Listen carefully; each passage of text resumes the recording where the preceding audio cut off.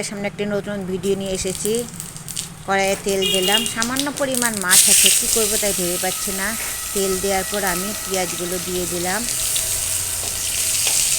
লঙ্কাগুলো দিয়ে দিলাম, দিয়ে আমি এখানে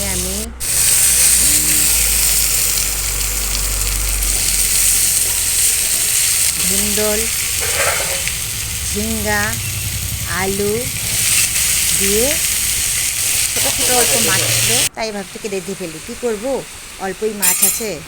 হলুদ গুঁড়ো দিয়ে দিলাম, নুনও দিয়ে দিলাম। এখন ভালোভাবে নেড়েচে আমি ঢেকে দেব। বাড়িতে যদি সামান্য মাছ থাকে আপনারা এইভাবে রান্না করবেন, এটাতে মশলাও লাগে না, তেলও কম লাগে, আর কোনো মশলাও দিতে হয় না। এই দেখুন তো কষানো হয়ে গেছে, আর পেঁয়াজ দিলে আরও টেস্টটাই আলাদা হয়। মানে যে ধুন্দল থেকে জলটা ছেড়েছে, আমি এখানে জলও দিইনি। এই যে ছোট ছোট একটা ট্যাংরা মাছ ছিল, ওটাকেও দিয়ে দিলাম।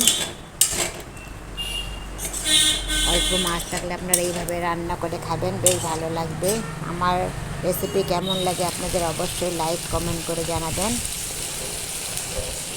অল্প ধনেপাতা দিয়ে দিলাম।